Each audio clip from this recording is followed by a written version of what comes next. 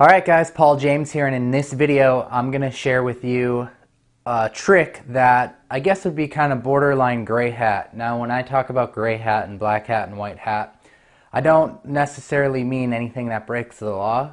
I guess it breaks maybe terms of service or rules, but it's not really anything that breaks the law. And when we really get into backlinking, there's something I want to point out to you. When we get into backlinking, any sort of backlinking Google doesn't like.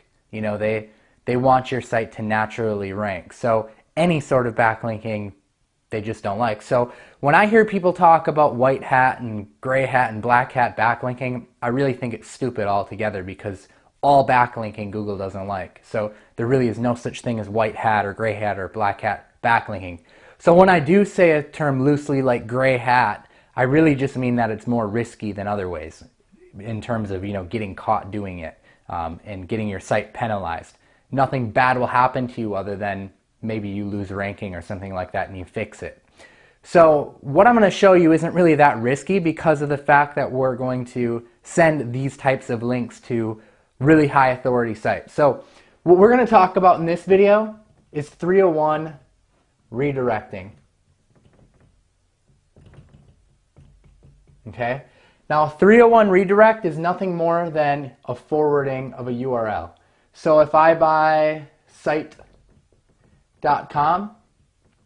and let's say it has a DA of 40, which would be what, a PR4, right? And I took that site and I forwarded it to, let's say, my Google Plus page.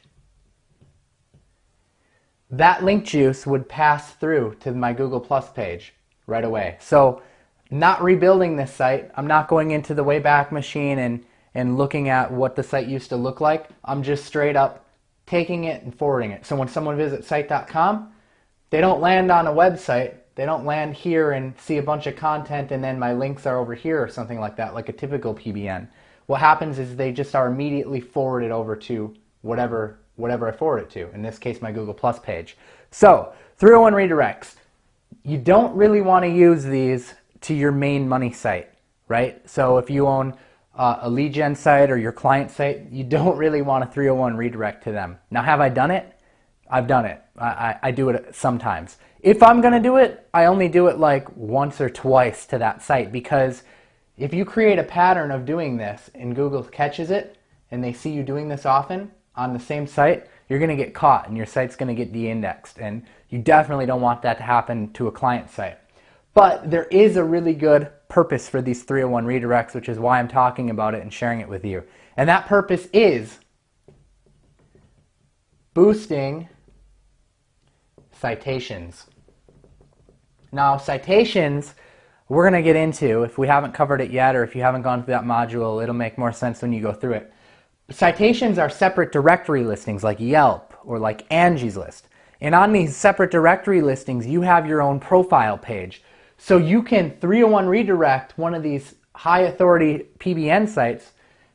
I mean, sites that would be really good for this for are maybe ones that you wouldn't want to build a full PBN around, like a full blown getting separate hosting and doing that. So you might find one that's lower quality that you can pick up for 12 bucks and forward it to boost the citation, right? Because when you boost citations, that link juice power can pass off to your listing, your Google Plus page, or it's called Google My Business now, so we'll say GMB listing. It can pass that link juice over to the Google My Business page. So forward, boost the citation, which is going to boost the Google My Business listing. So that's one strategy. You know, you can use these 301 redirects to easily do that. Now, why is it okay to shoot them towards like a Yelp page? Well, Yelp is huge. Yelp has such high authority, and the chances are very, very slim of Google de-indexing Yelp. This is also a really good strategy if you're trying to rank videos. 301 redirecting straight to your YouTube video. Google owns YouTube. It's not going to penalize itself. So you have a very slim chance of getting in trouble. Now, another ninja tip is sending some of these straight to the Google Plus page, which is going to, you know, affect your Google My Business listing. So if you send them straight there, this is a ninja trick I use. If you ever get a listing where you set it up, you verify it, you build it all out, you've been waiting 2 weeks and it's just not showing up, like you search for it and you go a couple pages back and you're just not seeing it anywhere, do this. Send some PBNs, either 301s or even regular PBNs, straight to the Google Plus page, okay? Straight to the Google Plus page, and it'll force it almost to index. So it's a really kind of unique strategy I use, and it happens quite a bit. It can just take time. Like if you set up one of these pages, sometimes it won't index right away. Sometimes it'll take a couple months, but you can force it to index by doing this, by sending links straight to the page, straight to the Google Plus page. All right. Now, the cool part is you still control these 301 redirects, just like you control your private blog network. Take them in, take them out whenever you want. If you get a client that doesn't pay and you're using their website, again, take them in, take them out, and off with them. So it's really kind of cool. So anyways, I hope that this helps. Let's hop onto the computer and I'll show you how to actually do this inside of your registrar. I'm in my GoDaddy account here. I'm going to be blurring out a lot of information, private information in my domains and stuff, but basically you want to come into the part where you can manage your domains and just click manage. Alright, and from here you're going to locate the domain that you want to manage or that you want to forward. So let's just grab this one, for example. And all you need to do is come down to this section here where it says forwarding, and you're going to hit manage, and you're going to hit add forwarding.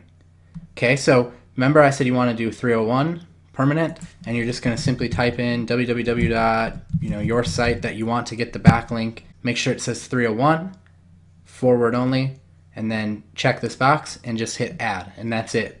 It'll take could take a couple hours.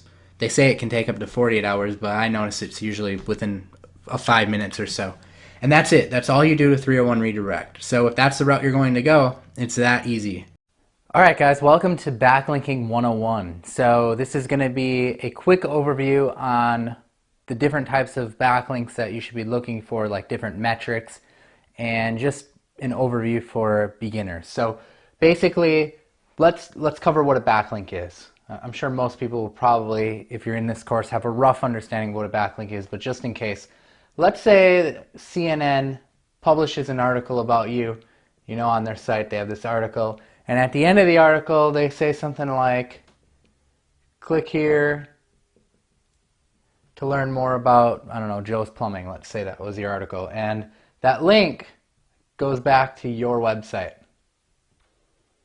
So we'll put your site.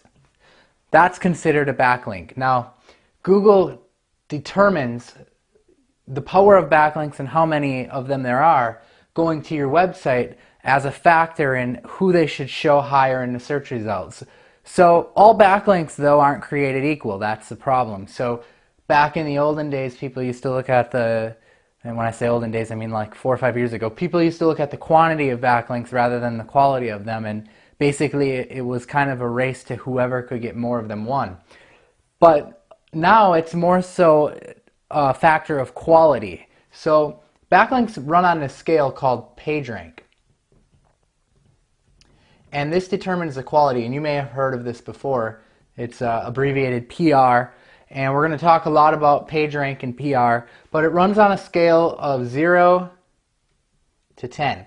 And 0 would be considered like the lowest, so we'll put an L for lowest, 10 being the highest, and it can also say NA, which would mean that it doesn't have any PageRank at all. So this is a scale Google uses to judge whether or not a site is high authority. That being said, PageRank is no longer updated. It hasn't received an update for a long time. We used to see it get updated like once a year or something like that, but now it's just like non-existent. So there's a third-party company out there called Moz. You may have heard of them. They used to be called SEO Moz. And they have their own scale. It's called Domain Authority. Okay, and this is going to be abbreviated DA. This is basically the same thing as PageRank. So they came out with this scale of basically the same thing. Instead of running from 0 to 10, it runs 0 to 100. Okay? So 0 would be the lowest, 100 would be the highest PageRank. So that being said, now you understand exactly what this stuff is. let's talk about how domain authority relates to PageRank. So, for example, if I had a site that was PageRank, let's say PageRank 2, that would be comparable to a domain authority of 20. Okay, so do you see what I did there? I basically just came and added on a 0. So PageRank 2 will be comparable to a DA of 20. Now, let's say that we had a domain authority of 36. Okay, what do we do with that? Well, basically it would be comparable to a PageRank 3.6, or if you round it up, probably 4, right? So that's how we can basically determine and relate domain authority to PageRank. So how does this all relate to backlinks? Basically, you want to get backlinks to your site from other sites that have a higher domain authority than your competitors have. So, for example, if your competitor has, let's say, 5 backlinks coming from, I don't know, DA sites of 10 and lower. So if they had 5 backlinks from DA 10 and lower, you could either go after 6 backlinks with DA 10 and lower and you'd probably outrank them, or you could go after 1 to 2 backlinks with a DA of, like, let's say, 20 or 30, and that would probably outrank them as well. So it's very kind of systematic. It's a systematic approach. A lot of people think that no one really quite knows Google's secret sauce, and that's just kind of wrong. I mean, it's all laid out. It's very easy with these third-party scales like Moz Domain Authority and using PageRank and stuff like that. We can pretty much very easily reverse engineer what our competition is doing, and we can go ahead and kind of replicate what they're doing and do a little bit better than them. And that's basically, at the end of the day, what SEO comes down to. And this particular SEO that we're talking about is referred to as off-page. Okay, off-page. We call it off-page because there's things that we can do on the website, but off-page optimization has to do with like backlinks and stuff like that because we're not on the website. So off-page is anything that doesn't relate to the website. We have to go on a different site to do it. So backlinking would definitely fall under that categorization. All right, so we'll jump into some more details about backlinking, but this is just kind of like the backlinking 101 beginner version. So hopefully this helps. All right, guys, Paul James here, and in this video, I'm going to show you a really cool strategy for sending social signals and also searching signals to your profile and also your website. This is something I've been experimenting a lot with, and I've seen really positive results with the Waukesha home heating listing. You noticed when we analyzed the citations, there was very little in terms of citations compared to my competitors. And I think if you analyze backlinks, you'll see the exact same thing, very, very little. I spent some time on page, although I didn't even use the same silo. But most of what I think contributed to that ranking was actually the searching and the crowd searching thing. So I'm going to show you what that's all about. Now, this is a fairly new platform for me anyways. I heard about it a lot, but it's I missed the launch date of it, so I didn't actually get in until recently. But I was doing this a different way, but just paying more money for it, basically hiring people individually to search. So what crowd searching is they literally go into Google and they'll type in the keyword that you're trying to rank for, and they'll go through and find your site. Okay, so I mean, even if it's like 10 pages back or whatever, or even if it's more back here, they'll go through and they'll find your site and they'll click on it. And they'll sit on the site for as long as you want them to. If you want them to click through pages, they'll click through pages. So that's basically what it is. So that sends a signal over to Google that, people are searching and their search is ending on your site, most importantly, because at the end of the day, Google is a search engine, and if they're not solving people's problem, their problem that they need to solve is if they're looking for something, they need to end that search. So when they land on your site and their search ends there, that sends a signal to Google that, okay, this is relevant for this keyword. So I think that's what contributed big time to this ranking. And this platform that I'm about to show you is a really cost-effective way to get this done. And it's something that I'm using a lot now. So That being said, and social signals, this platform does as well. Social signals are, you know, like +1s, tweets, Facebook shares, Facebook likes, that kind of thing. That also contributes into ranking as well. So I'll have a link underneath this video because, like I said, this thing isn't even launched, but I've got a link to get private access for you guys. So it's credit based. Basically, you buy credits for the system, and then as much as you want people to search, you spend credits on that. So I mean, it's more cost effective to buy more credits up front. You can check out the pricing, you'll see what I mean. But anyways, let's go through and let's add a new campaign. So what you want to do is you want to come in here and name this campaign something like your client's name. So I might call it like Waukesha Home Heating. And the URL. So I've been experimenting with two different things.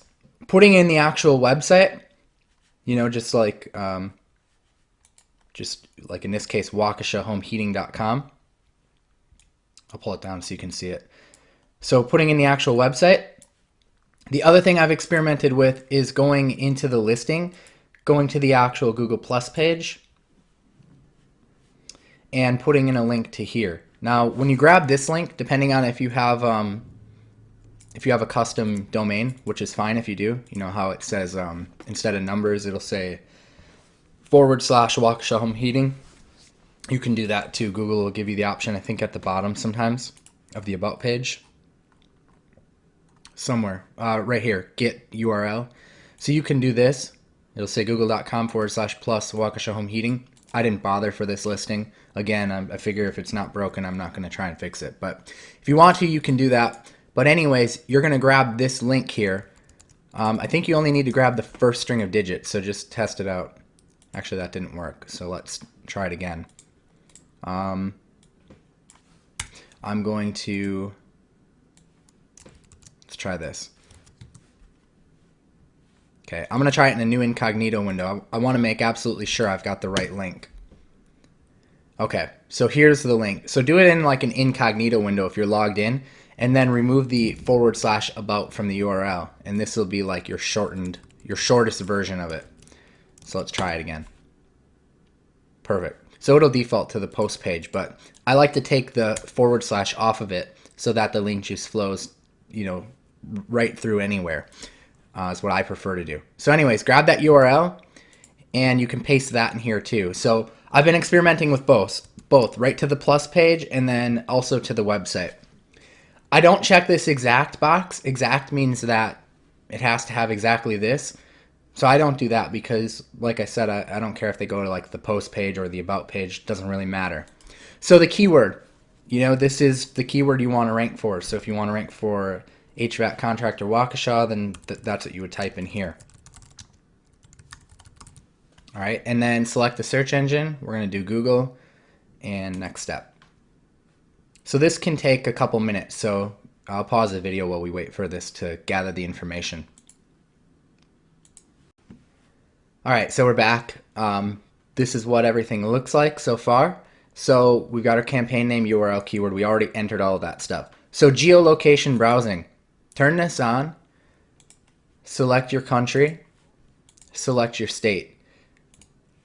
You can go as far as to select a city too. I normally don't bother, but if you want to, you can. So internal browsing, I leave this on. That's like if they go into your website, you can have them click around to different pages. I think that's important. You can do random browsing, which means they'll randomly click on different pages, or if you turn this off, you can specify which pages they click onto after they visit your URL. I normally just leave it as random because I think that looks more natural, but you know, if you wanted them to go throughout your silo or something like that, you could do that. Bounce back. This is really cool, and I recommend you leave this on. So what bounce back is they go to Google first. They'll type in Waukesha HVAC contractor or whatever your keyword is. And what they'll do is first they'll click on your competitor. So they'll click on Tom's Heating Service. They'll let the site load and they'll immediately hit the back button and bounce off of it. So what is that signifying to Google? It's signifying to Google, oh, Tom's Heating Service wasn't the choice for the customer. They weren't interested in Waukesha HVAC contractor for Tom's heating service. And then they come and they click on your website. And then they stay on your website. They don't bounce off of it. So what it's doing is it's showing Google, all right, this person didn't solve the search. This one did. Let's put this one higher.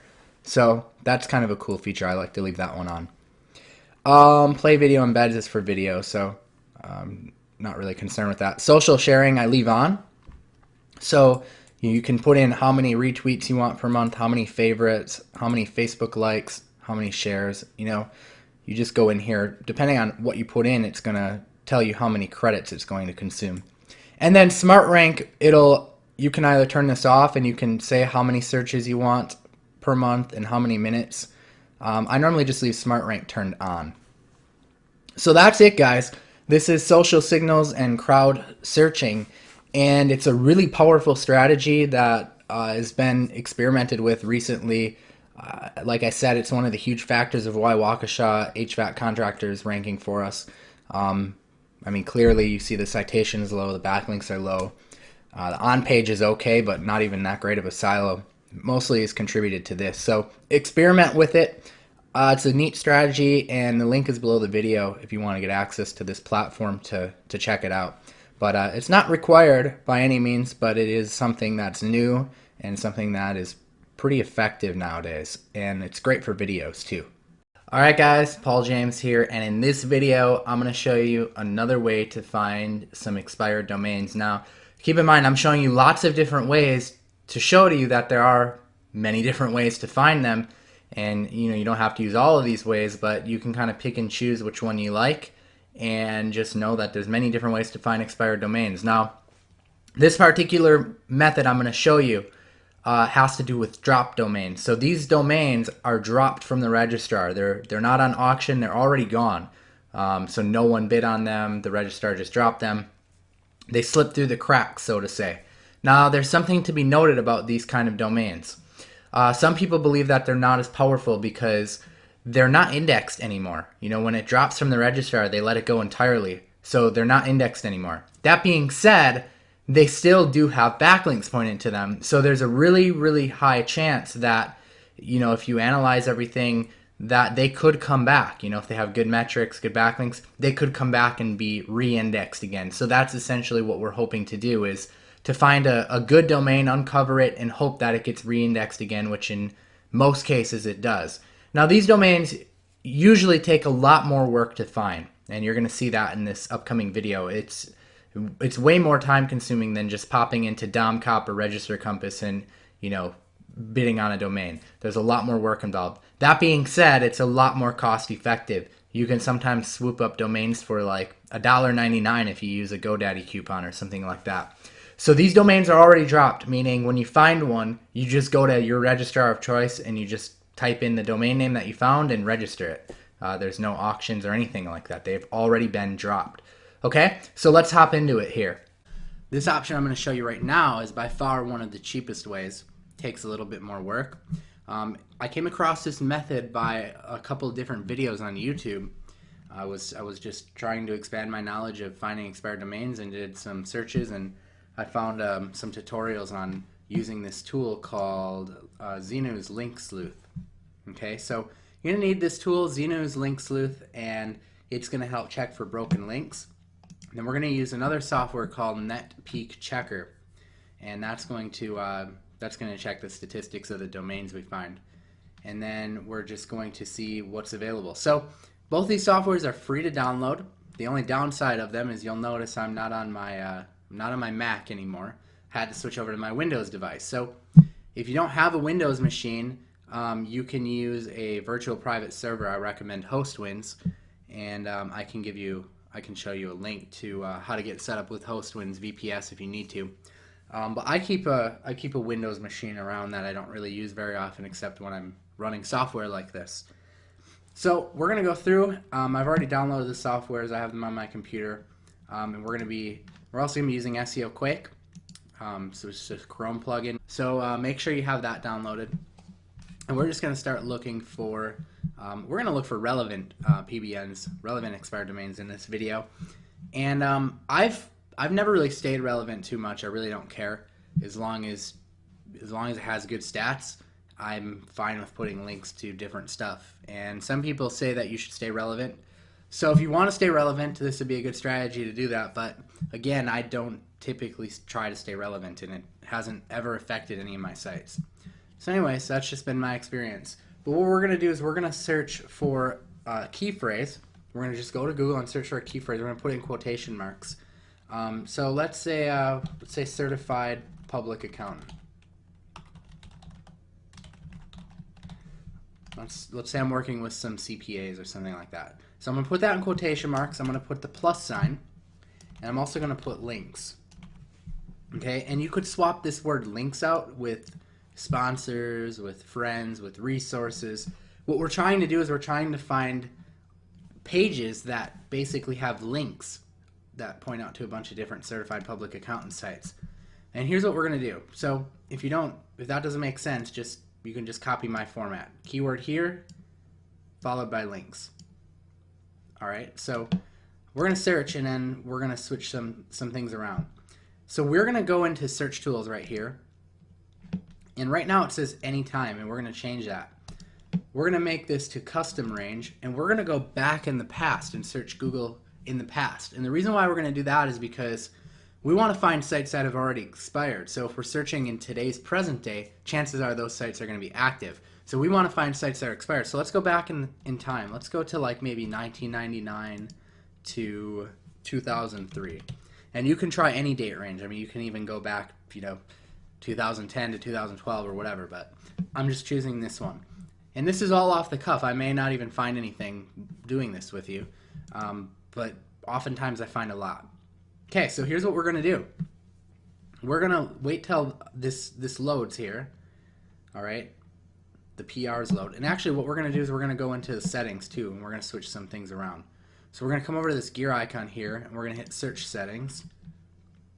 And we're going to say never show instant results. And we're going to turn this up to 100, we'll turn up to 50. 50 results per page. Okay, we're going to save that.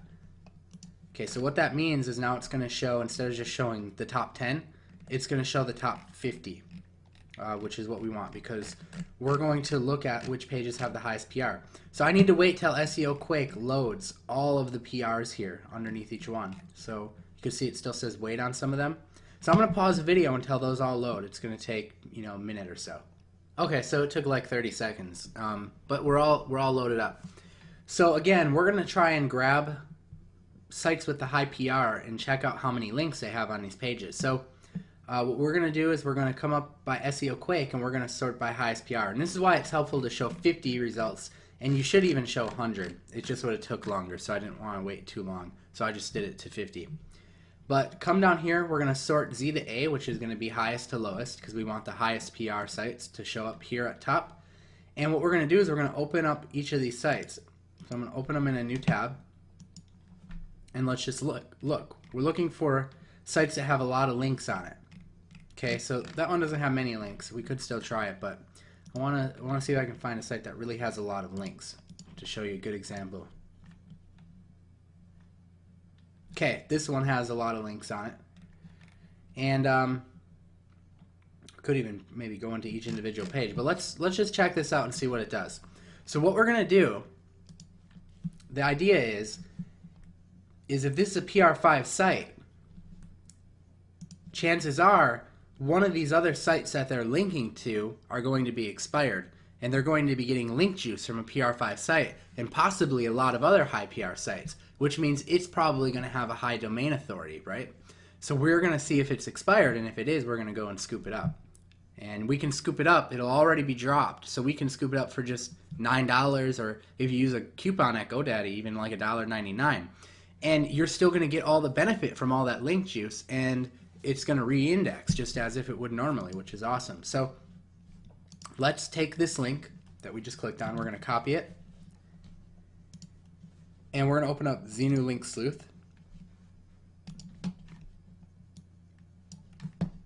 And what we're going to do is we're going to hit File, Check URL, and you can check multiple URLs at once. So you could open up a notepad and write them all down and then come in and do this all at once. But for the purposes of illustration of this video, we're just going to do just one at a time. Okay, and we're going to set this. Let's go through the options first.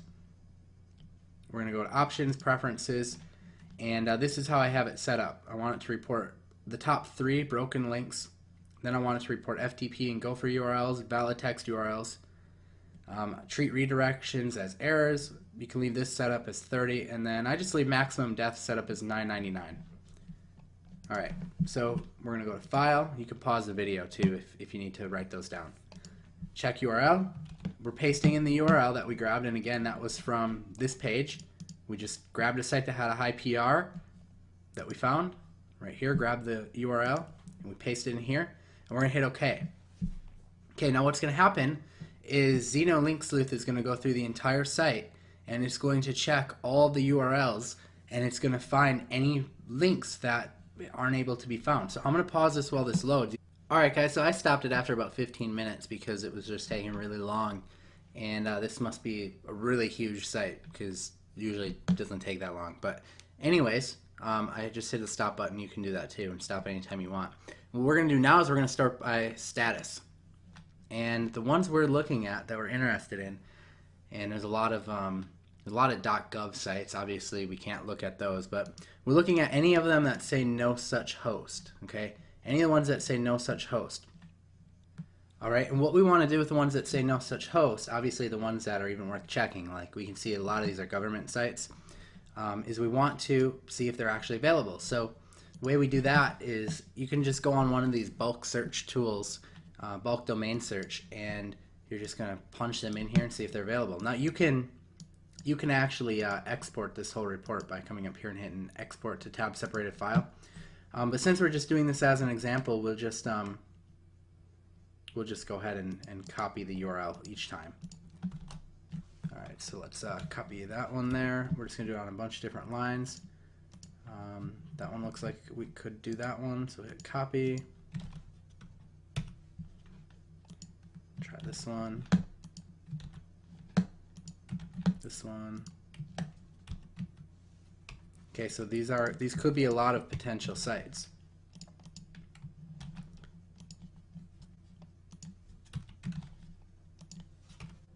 Alright, so I don't know, let's just start with those. And I may find nothing here at all. I'm not really sure. Okay, so I'm going to say I have entered fully qualified domains. I'm going to paste this into a notepad as well, just so we have it saved over there. Okay. So we're going to say I've entered fully qualified domains. We're going to hit search, and we're just going to see if any of them are available. Okay, so they're all taken, unfortunately. None of these ones are even available. So then we'd have to go back to the drawing board and start again. Now, if they weren't taken, if there was one available, and you'll find them eventually, there's tons of them out there. I find a lot of domains like this, and it's worth the time because you get them so cheap. But what you do then is you take your list of the ones that were available, and you open up the NetPeek Checker software. Okay, let's open that up. And what we're going to do is we're going to turn everything off. We're going to turn on PR. We're going to turn on MOZ because we want to know the domain authority. And yeah, that should be good. Okay, so what we want to do now is we're going to hit load. We're going to load in our list of URLs, only the ones that are available, because now we're going to do our research just like we did in the other videos. We're going to hit save. It's just a quicker way of doing it. We're going to hit start check. Okay, and then we'll see what kind of domains it pulls. So if these were available, you could see they would have been very good domains. You can see what the PR is, the domain authority. Okay, so there you have it. This is another way to check for expired domains that have already dropped. You're going to get tons and tons of results doing this. But I don't want to waste your time sitting here and showing you searching through sites all day, because you can go out on your own and do this and you're going to find plenty of them. But this is just an example way to do it.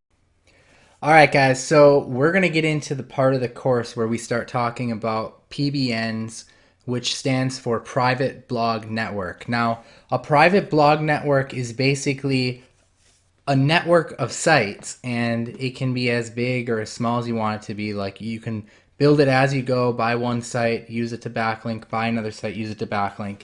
And you buy these sites that already have a high domain authority and already have good backlinks pointing to it. And what you do is you rebuild it out to look, somewhat similar to what it used to look like, and you use it to backlink your own sites. So if you're working with a plumber or you have a plumber lead gen site, you can get a domain that has a high domain authority, build it out, and then link back to your plumbing site. So it's a way to control your own backlinks, and I believe that it's one of the best investments that you as an SEO can make, okay? If this is a new career that you're stepping into, or even if you've been doing this for a long time but you haven't started doing private blog networks or building out your private blog network, you definitely need to take any extra money you get and stick it into this. This is like the best investment you can make moving forward throughout your career. So I'm going to show you how I go and pick out private blog network sites for my network, and exactly how I rebuild them. Now I'm going to have a video that's going to take you from start to finish, and then I'm going to have separate videos that break down the process, and then I'm also going to bring in a guy, his name is Patrick, who I buy my domains from when I don't want to rebuild them and do all this work of finding them, and he'll also build them out too. And the reason why I want to bring in Patrick is because not only is he a good source to buy from if you want to outsource it and not do it yourself, but he just has a wealth of knowledge when it comes to this stuff. This is one of the things that he's really, really good at, and I just think you'll learn a lot from him. So definitely spend a lot of time in this part of the training with private blog networks. Definitely watch my entire walkthrough from start to finish. Definitely watch the interview I did with Patrick. There's just so much knowledge in all of this stuff, and I definitely don't want you to miss it. So that being said, one of the sites that I'm going to show you is DomCop. Is one of the sites that I really like to use to find expired domains. Now, what's an expired domain? What happens is someone registers a site. They might put a lot of work into it, backlinks and whatnot, through, let's say, GoDaddy. And GoDaddy starts sending them renewal notices when their site is come due for, the domain renewal. If they don't pay it, what happens is GoDaddy, after 60 days of not getting paid, will take it and throw it up for auction and allow you to bid on that site. And you'll bid against other people and you'll snatch up the domain. So these can go anywhere from $12 all the way up to $150 depending on the quality. They can go a lot higher, of course, but that's typically my limit for stuff. I have some massive sites that I've paid upwards to $1,000 for, but it's just really not necessary for stuff that we're doing. So expect to pay somewhere between $12 and $150 per one of these sites. And when you buy these sites, you can pretty much link out to 5 or 6 different clients, okay, or different lead gen sites. But try to mix them up. Don't put the same, you don't want Bob's Plumbing to have the same 5 backlinks as your other client, Harry's Plumbing, has. You don't want them to have the exact same backlinking profile. So that'll get easier to do as your private blog network grows, because you can start spreading stuff around. But at the beginning, it might be a little bit tricky.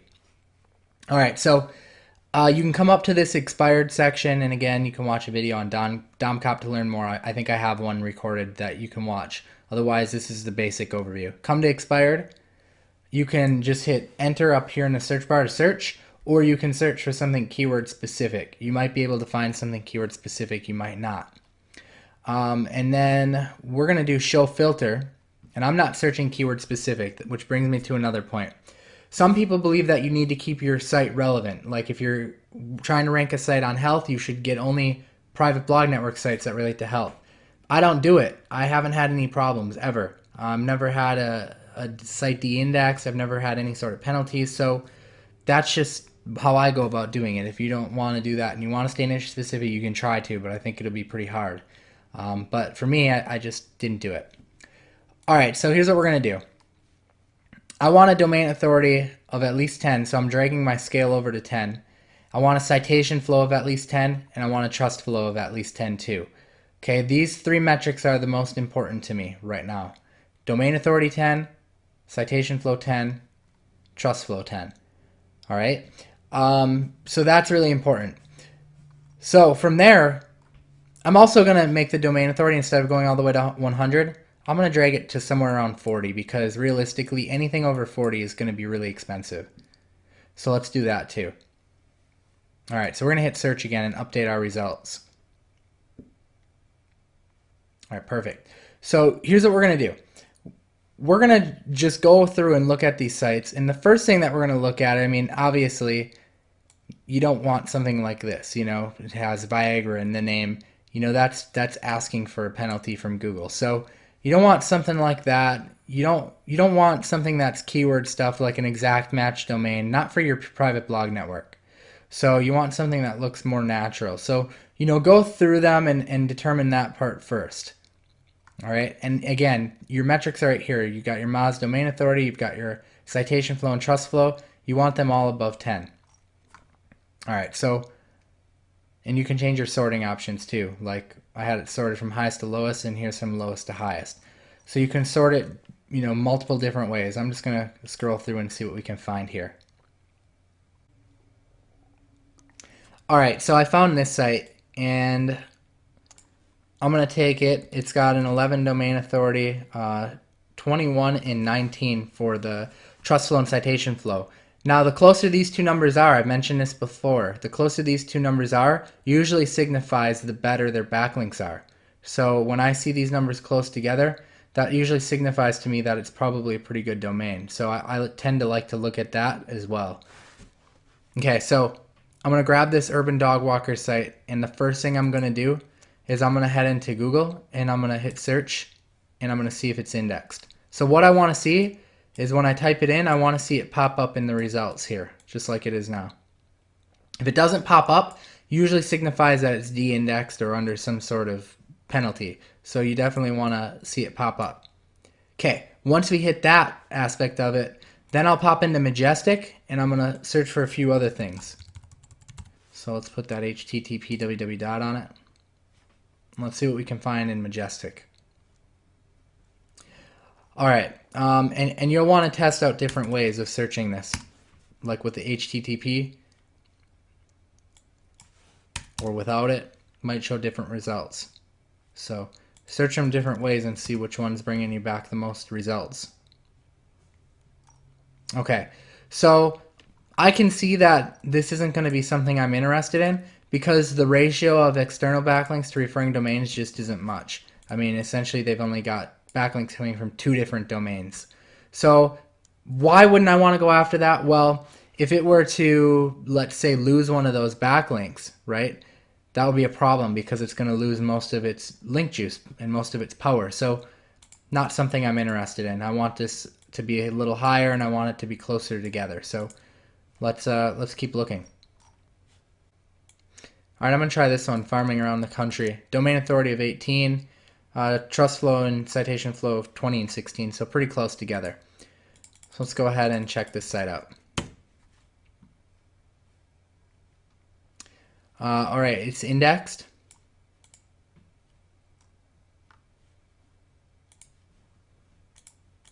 And I'm going to pop into Majestic now. Check it out in here.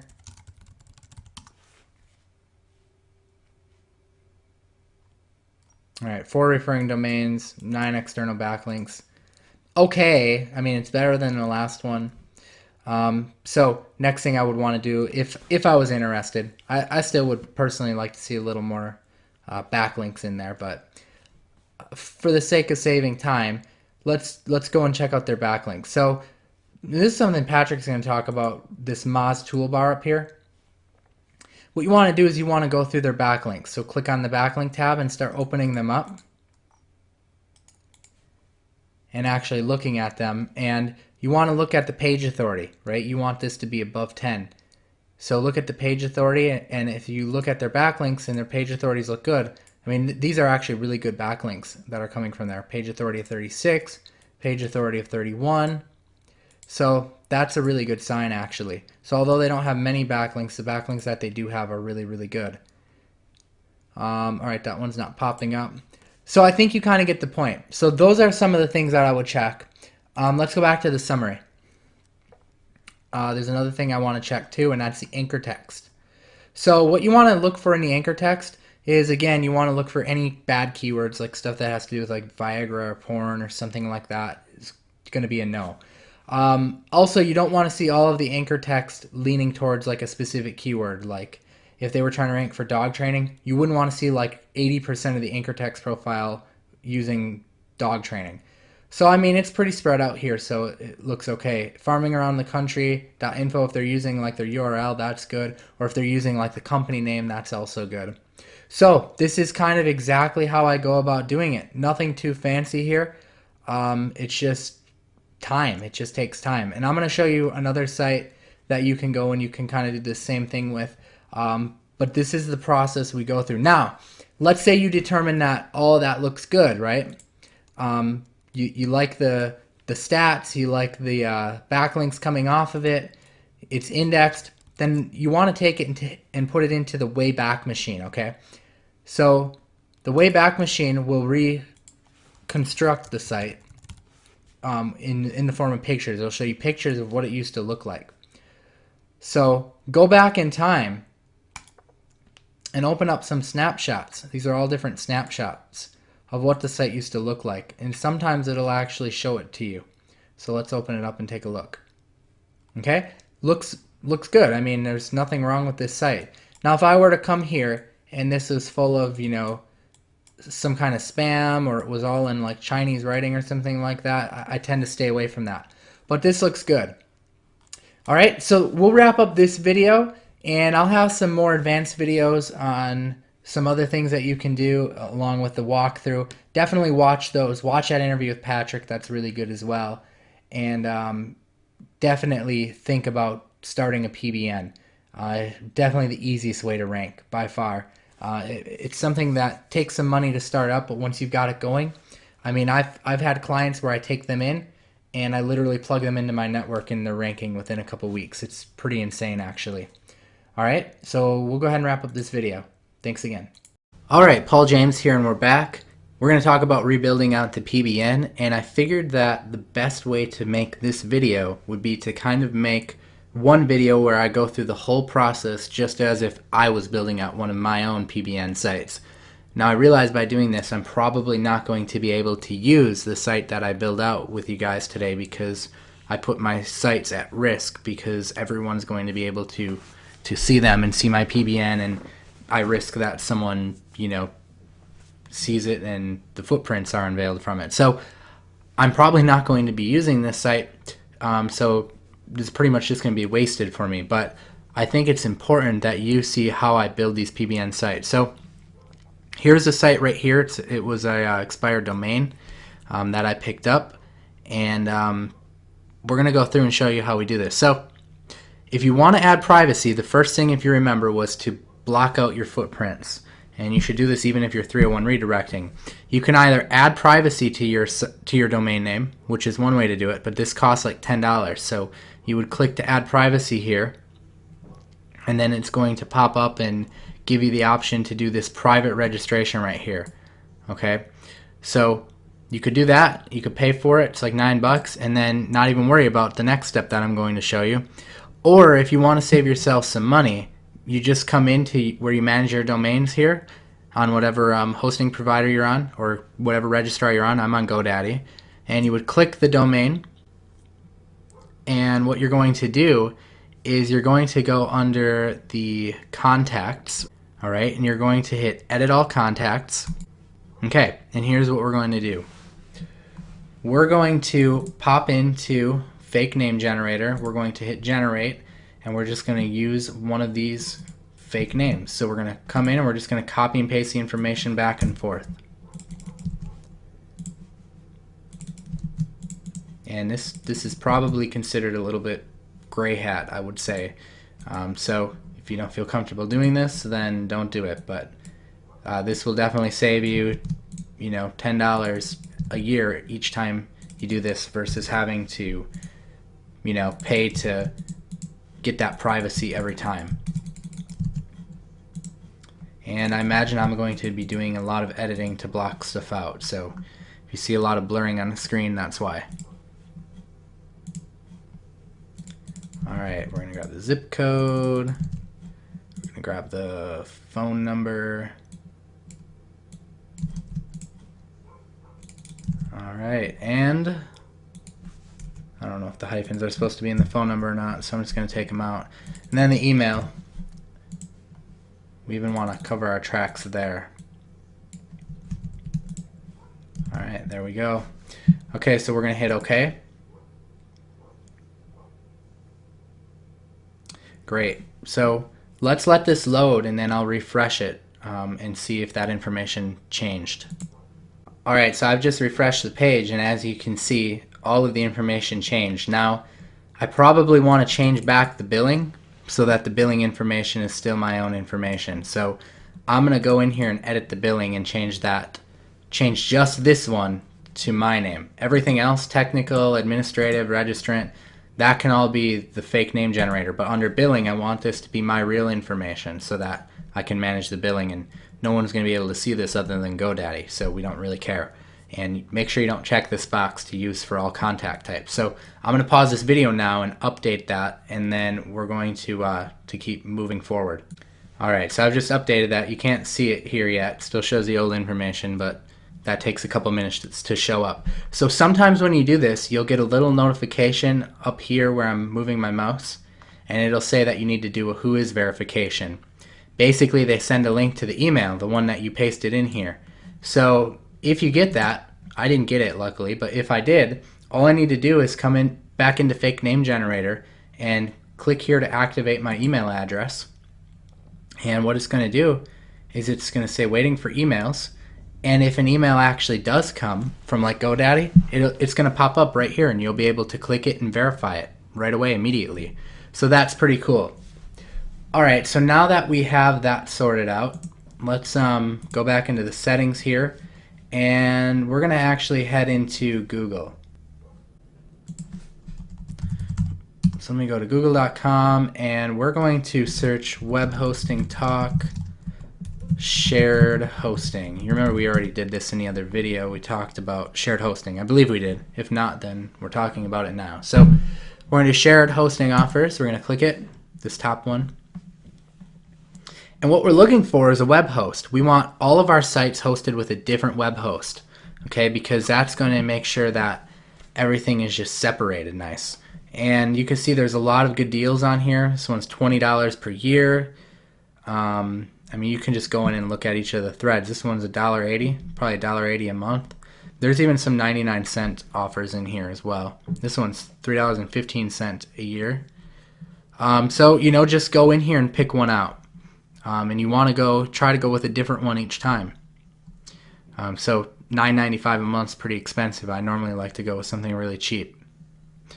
Okay, so let's just let's pick one of these out. Let's go with CrocWeb. Let's take a look at them. All right, $2.95 a month, free and instant setup.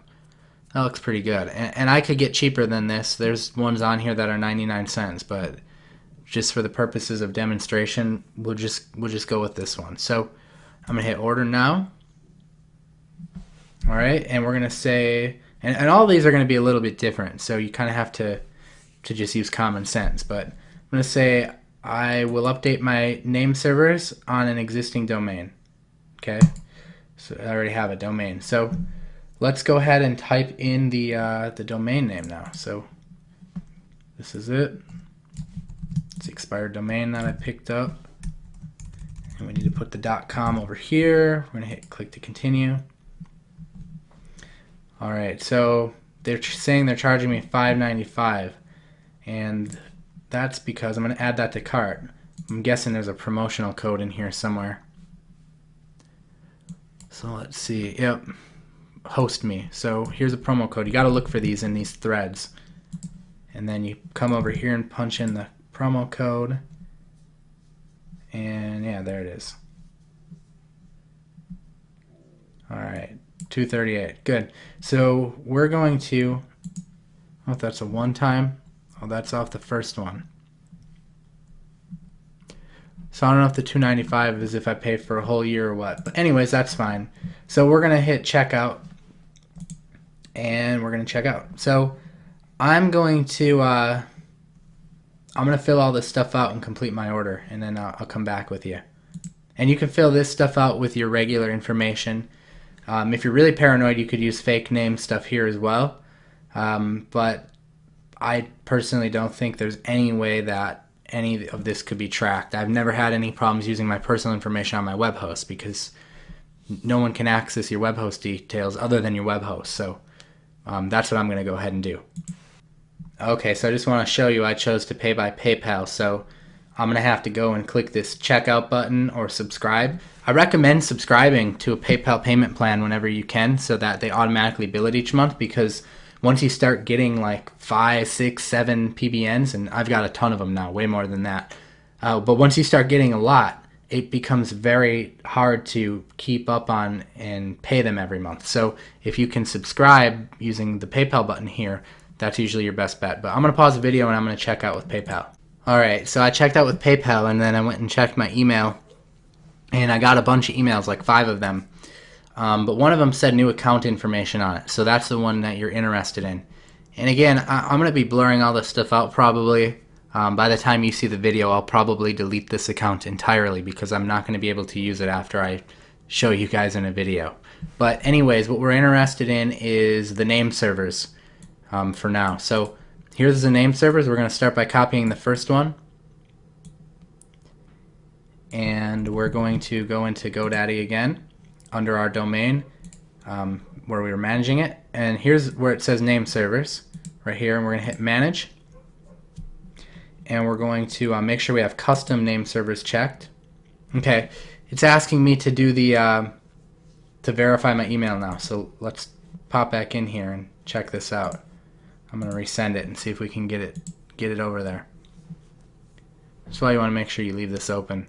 Alright, so there it is. It finally came through. It took a few minutes. I had to come back into here and hit resend, but then it came through right here. So let's hit verify email address. Alright, we're good to go. So let's come back here and refresh this. Okay, we're going to hit manage. Okay, these changes still haven't taken effect yet, so we're going to have to wait a few minutes until they recognize that we've verified the email.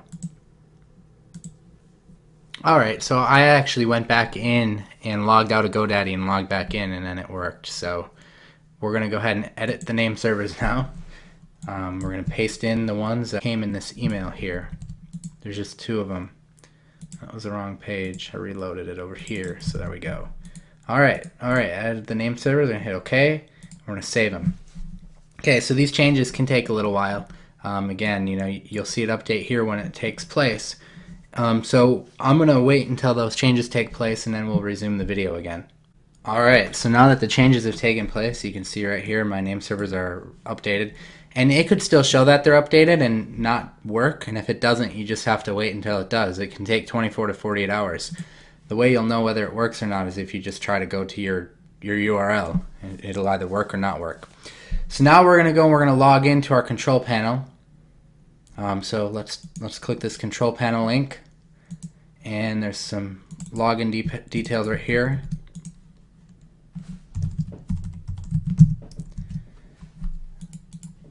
Alright, and we're going to go ahead and install WordPress. Now, I've been using this Softaculous app installer for it because it covers footprints better. So if you have that available, you should probably use that. We'll come and hit install. Alright, and I normally like to do this HTTP www dot in front of it, the protocol. So we'll do that. We're going to delete this directory. We're going to leave the directory blank. Alright, for the site name and all those details, we'll just go with whatever the site URL is for now. We can change this later if we want.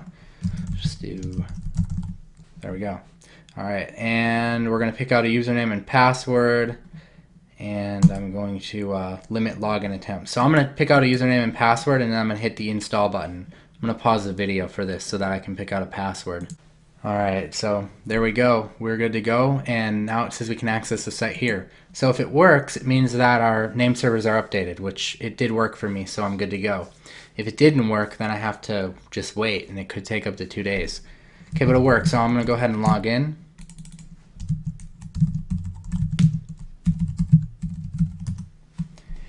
And now is where the fun begins. So now we're going to recreate our blog network. So we're going to come into settings. We're going to go to permalinks, and we're going to change it to the post name structure. This is just SEO friendly, so let's save the changes. Alright, we're going to look for a plugin as well. I think this plugin, we're going to go to plugins, we're going to hit add new, and I think this is called like All 404 or something. Yep, we're looking for the plugin that's called All 404 Redirect to the home page. We're going to install that. So what that's going to do is any pages that the old site might have created, if someone tries to visit one of them, it's going to automatically redirect it back to the home page so that we don't lose out on any of that existing traffic or backlink. So for example, if someone put a backlink to magnoliahoneyjelly.com/order and we didn't have this page created, well then we would lose all the link juice. But instead we're going to redirect all pages, all error pages, automatically back to the home page. So we're going to keep that link juice. Okay, so that's what you want to do. Install that plugin, come into the settings and go to the All 404 Redirect to home page after you install it. And it's all set up, so you actually don't even have to do that. So once you activate it, you're good to go. So let me show you what happens. I'm going to drag this into the screen so you can see it. Okay, so let's say I don't have any pages created, mind you, so let's just go to /order. See what happens? I'm automatically redirected to the home page. So that way I don't lose any link juice ever. So that's what I want. Okay, so now we need to recreate the site, and we're going to do this with the Wayback Machine if you remember correctly. So we're going to go into the Wayback Machine. We're going to grab our URL, paste it in there. We're going to hit Browse History. We're going to go back into whichever year looks more active. In this case, looks like 2004. And let's just go ahead and open up one of these snapshots. Okay, so there's the site. Now I don't want to take any of their contact information, but I am going to take the content, and I am going to snag their logo and stuff too. So what I'm going to do is I'm going to screenshot their logo. If you want, you can use a tool like Jing or something like that to screenshot. Otherwise, you can just use whatever is built in your computer. Jing is a good tool though. If you just Google Jing,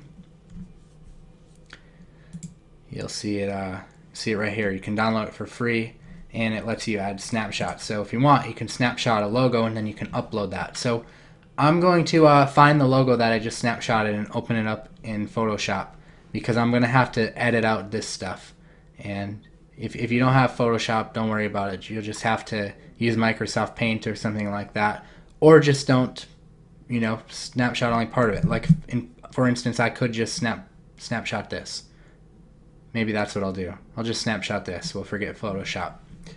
Okay, so that's good to go. Now we're gonna do content. So I'm gonna go and snag this content here on the first page, and I'm gonna go back to my site. I'm gonna go into the WordPress dashboard here. I'm gonna delete all the actually, I'll leave that. I'll leave the post. Let's delete the pages. Okay, and we'll go into post. We'll delete this post, but we'll create a new one. So we're gonna hit add new, and I'm going to paste in. There we go.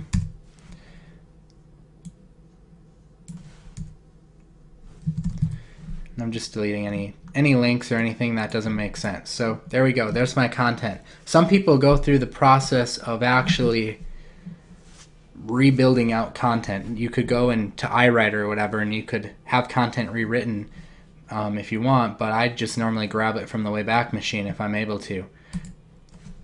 We're going to just create a category. We'll call it Magnolia Honey Jelly, just so it looks like a real site. The idea here is to make it look as much like a real site as possible. And then for the tags, we'll just do honey, jelly, magnolia or something. Okay, cool. And what we're going to do is, let's see, is there any, let's grab a picture of this flower and let's upload that as a picture to the post. So this is just going to look real natural to Google. It's going to almost look like a recreated version of the site. So I grabbed a snapshot of that, and I'm going to upload that. So let's just add media, and let me go find that file, and then I'll play the video again. Alright, so there it is. I uploaded the file. I'm going to line it to the left. Not going to put a link on it, and we're going to insert it into the post.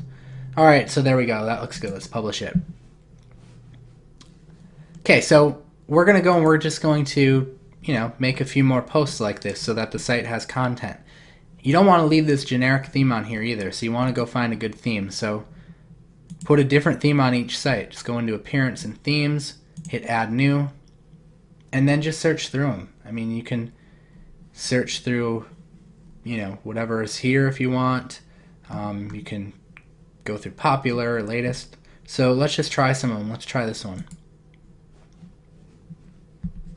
Activate that. Each WordPress theme is going to be a little bit different too, as far as if they have theme options or what. Alright, so that looks good, right? This is starting to look like a real site. Now, you notice down here they have this WordPress theme has a link going out to their site.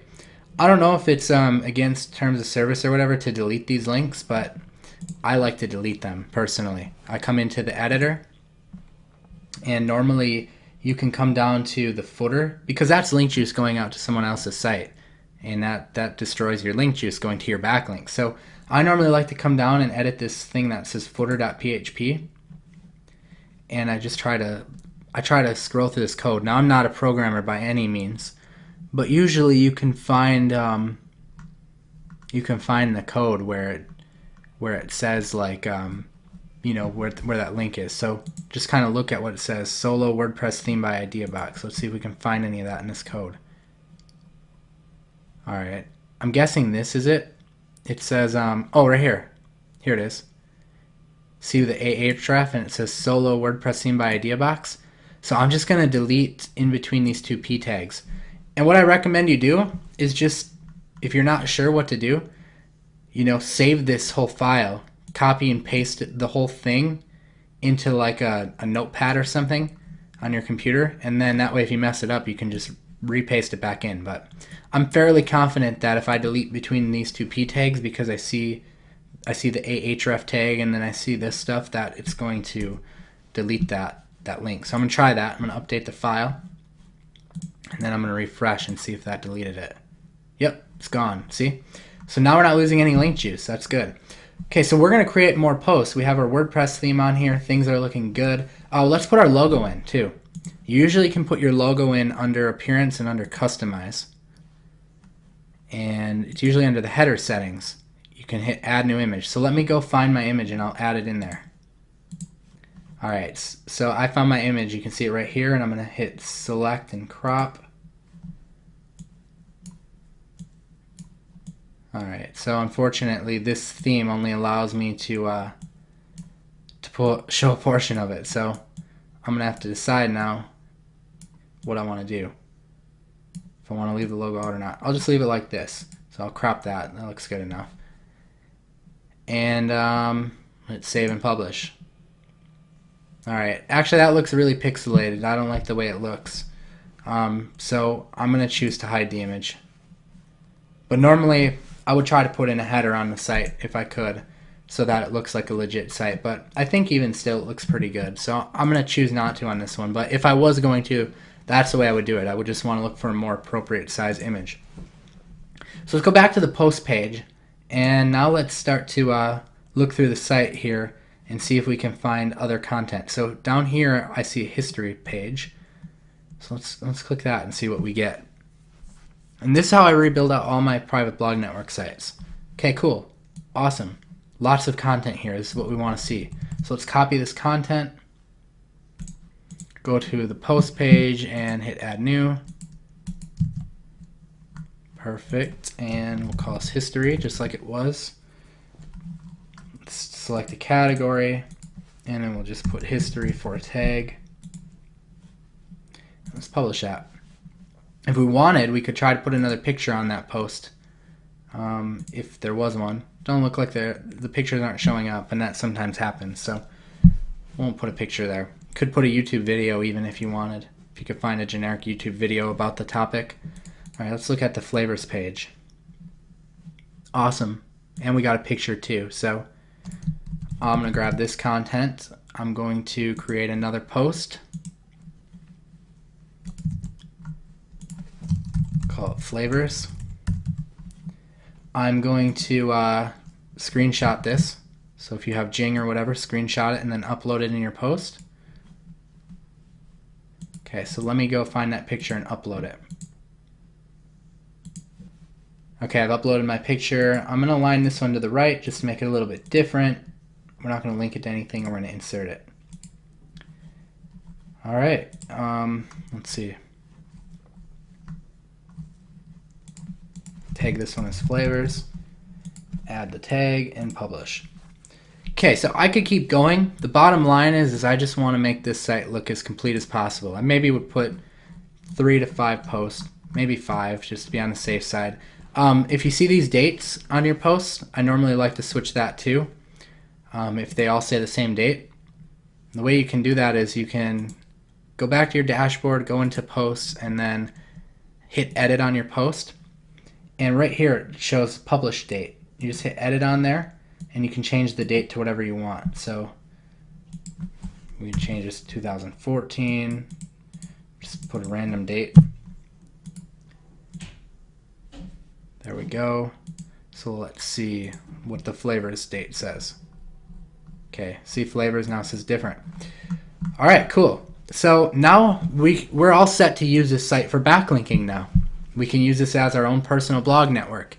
And like I said, you can use this up to 5 or 6 different sites of your different lead gen sites. You can either choose to put them in the post as long as your post shows up on the homepage, which all of mine do. So I could put my links within this post somewhere if I want, or you could throw like a footer widget in or a sidebar widget and put your links in there. So let's see what this theme has available for widgets. Just going into appearance, widgets. Okay, they have some footer widgets, so that's probably what I'm going to do on this site. So you can do something like call it sponsors, or back in the day people just used to put links, or might call it friends or something like that. And then I can put my link. So let's just say I wanted a link to my site. You would do the same Ahref tag. And again, if you remember from our other video that we did on backlinking, your site is going to go here, and then your keyword is going to go here. Okay, so with PBNs, this is what I like to do.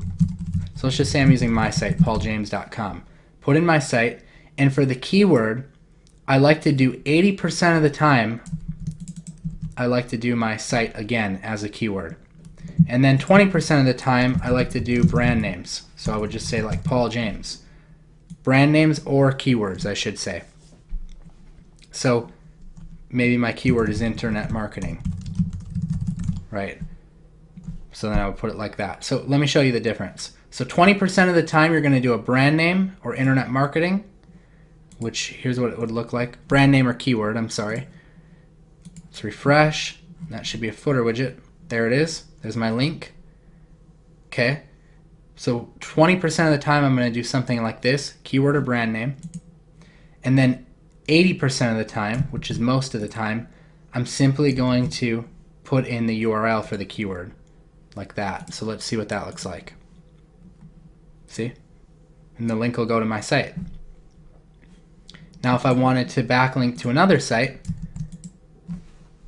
I can just do the same thing. Let's say we're going to link this site, we're going to link to just say we're going to link to Requestimate. Requestimate.io. And let's say this time I want to do a brand name, so I'll just say Requestimate. And I save it. Okay, and let's refresh. There it is. If we wanted to separate those a little bit more so that it looks realistic, then we can do that. We just put little slashes or something in between the A tags, where the last one ends and the new one begins. Now we got a little bit of padding in between there. All right, so that's literally it, guys. This is how you do it. Let me show you how I organize my PBNs, and then we'll wrap up here. All right, so I did have to blur this out. I blackened everything because otherwise you'll see all my PBN sites and I can't have that. So instead what I've done is I've blackened it out and shown you just the header. So in column, I just create a spreadsheet like this, an Excel sheet, and in column 1 I call it domains. That's, that would be this magnolia.com or whatever. Then links, I keep track of what links I have on that site. I like to put my Moz domain authority in the column just so I know how powerful the site is. I like to put when it expires so that I know that I can keep up on the renewal of the domain name.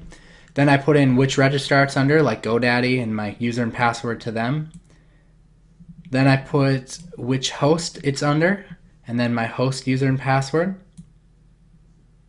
Then I put in my cPanel user and password, and then my WordPress user and password. And that's it. Okay, so I just create a big spreadsheet like this. This is just a giant spreadsheet full of all of my PBNs. Okay, so that wraps up. This is the best way to rank a site, absolute best way to rank a site. And this is like one of the best investments you can make for your business as an SEO professional, is doing this kind of stuff. And then you can backlink your lead gen sites, have your request submit forms on there, be generating leads, constantly be making money. It's just the way to go. So I hope that you enjoy this video, even though it's a little bit long. Hey guys, Paul James here, and in this video I'm going to break down an alternative to DomCop. Now you'll hear me and Patrick talk about this site that you're about to see in our interview together, so definitely check that out too. But this site is called Register Compass, so I'm going to break down how to use it and exactly what you can do with it. You can choose to search by relevancy if you want by typing in keywords up here, like you can type in plumbing or something, and then you'll find relevant PBNs based on plumbing, but you don't find a lot that way always because there's not always PBNs available or expired domains available. Alright, so let's go ahead and just start digging through it. So I'm going to select just the top level domains, just the .com, .net, and .org, and you can come down here and choose your language. There's lots of options, go through them all. So let's just go through here. I'm going to choose an auction register. I'm just going to go with Namejet. You can check out the other ones. GoDaddy, in my opinion, is kind of useless to check out because you can check those out using the Moonzy or prdrop.info as well. Those are free tools. Register Compass is a paid tool. So you might as well at least use it for Namejet or Snap Names if you're going to use it. And for auction type, we're going to do pre-release. This is how we're going to scoop up the best deals usually. Okay, you can say expires within the next however many days. You can set that here if you want. I'll just leave it blank for now. Let's see what else. Domain authority is important. That is, let's see where that's at. Right here, domain authority. So let's put a domain authority of, I don't know, 19. We want at least 19 or higher, so we'll put 19 or higher. You can select the domain age if you want. If you want like an age domain, you can select that here. I'm not going to put in any age, I don't care. I do want a trust flow greater than 10. So I'm going to put trust flow greater than 10. And that should be good to go. Pretty much any trust flow above 10 is good enough. So we're going to hit find domains and we're just going to see what we can come up with. Alright, so we're going to be clicking on the expired domains right here. Alright, lots of results. So we can come through here. I'd like to sort by domain authority. So let's select domain authority right here. Now it's sorted by highest to lowest. So you can come through here and see how long it is until it's going to expire. A lot of days left. This one has 2 days left. It's got a domain authority of 51.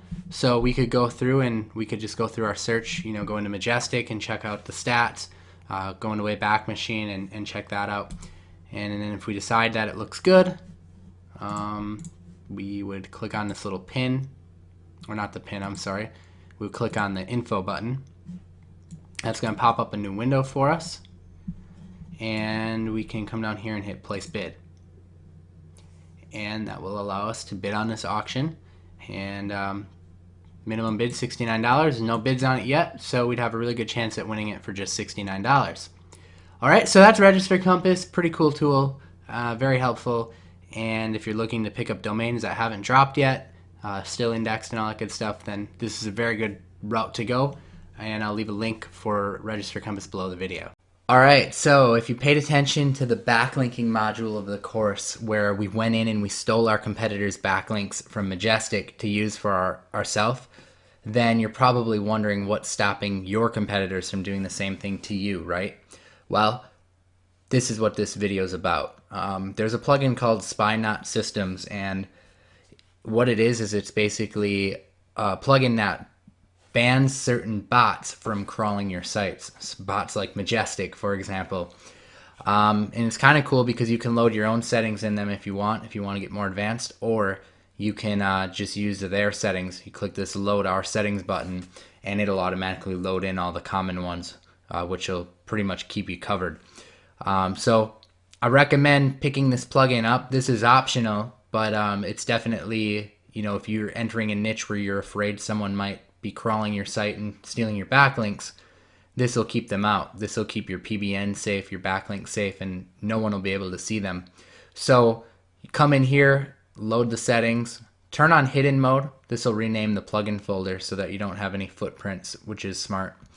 And that's basically it. I mean, you're good to go from that point on. There's logs in here. I just loaded this plugin in here just now because this was the new site we built, but there's logs in here and it'll start to show you and fill up with all of the stuff that got blocked, so it's pretty neat. It'll show you a map from where they're coming from all over the world. But it's cool. You'll see it starts to populate after like a day, and it's pretty neat to see that data and really see how effective the plugin is. But I'll leave a link below if you guys want to pick it up. Again, optional, but it's if you're going to be investing money into PBNs and stuff, it's highly recommended. So, all right, that wraps up this video. All right, guys, Paul James here, and in this video, now that you know what backlinking is and some of the different metrics and what they mean, we're going to talk about how to reverse engineer your competitors' backlinks and actually steal them, okay? And I mean legally steal them, of course, nothing unethical. But that being said, you can sometimes do a lot of damage. And by damage, I mean that as a good thing. You can get pretty good rankings sometimes by just reverse engineering what your competitors are doing and basically doing the same thing. With a combination of doing what all three of your competitors are doing, you may be able to one-up them all just by combining all three of them. So I'll show you what I mean by that.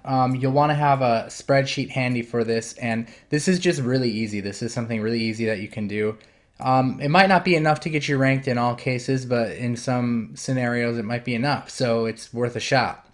So I normally keep that spreadsheet handy, and then what I like to do is go find your top 3 competitors in the 3-pack, okay, and pull open their website, copy it, and then use Majestic. Pop into Majestic, paste in their URL here, hit search, and let's go and analyze their backlinks.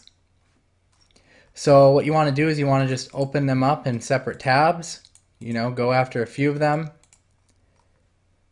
and we'll just start with that. I think that might be enough to give us the full picture. So what we're going to do is we're going to look on here for their backlink, and I'm not really seeing anything here. I do see something down here that says list your business. So this could potentially be a spot for us to get a backlink. So maybe I'll mark that down in my spreadsheet. So what I'm doing is I'm going to compile a huge list in an Excel sheet of any potential site where they got a backlink from that I too might be able to get a backlink from. The theory here is pretty easy. It's if the site that backlinked to them gave them a backlink, then chances are if I'm in the same niche and I have good quality content too on my site, they also might be willing to give me a backlink, sometimes for free, sometimes for paying them. You might be able to pay them to do it. Here's a perfect example of what I mean by that. So in this site, it says sponsors. So these people all got backlinks on this site from sponsoring them. Okay, so that's what I mean by paid. So I'm going to mark that down. That could be an opportunity for me to maybe pay a small donation or something like that, and they might be able to go ahead and give me a backlink. All right, this site doesn't look like it's any good anymore. Okay, here's another perfect example. All right, there's a contact us link here. Here it says business owner. Looks like some type of listing. So directory listing of some sort. So I'm going to note that one down. That might be a spot where I can potentially get a backlink from as well. All right, let's check this out. This looks maybe like a private blog network of some sort, or a paid link. So probably aren't going to get a link on here because I'm guessing that they probably built this out themselves or something of that nature. Okay, so anyways, I'm not going to go through and bore you with the details of going and grabbing a bunch, but the next thing I would do, the next logical step would be to grab the number 2 person and then go through all of their links. So what'll happen is I'll combine a huge list of links here that's a combination of all of these guys and go after them, and hopefully I'll have more than any of them because I grabbed a combination of all of them. And you want to wait 2 weeks, you know, a week or two when you're doing any type of SEO, like any type of backlinking or anything like that, because it can take Google some time to recognize the changes that you've done and to index stuff. So you definitely want to wait before you kind of think, oh, this didn't work. You know, don't let 3 days pass and say this didn't work, I need to try something else, because it might work. You know, you just have to give it a week or two. All right, so this is just easy backlinking. We're going to get into some of the complex PBN stuff, but for those of you who are newer or who don't want to spend any money on PBNs, this is a really good free alternative that a lot of people overlook. And SEO in its simplest form is basically this, and you can do a lot just by reverse engineering your competitors. Now I'm going to have another video about stopping people from doing that same thing to you, because obviously you don't want your competitors to reverse engineer your backlinks, and there is a way that we can stop that from happening. So make sure you check out that video. We'll title it something like stopping competitors from stealing your backlinks or something like that, or protecting your backlinks. So look out for that one as well.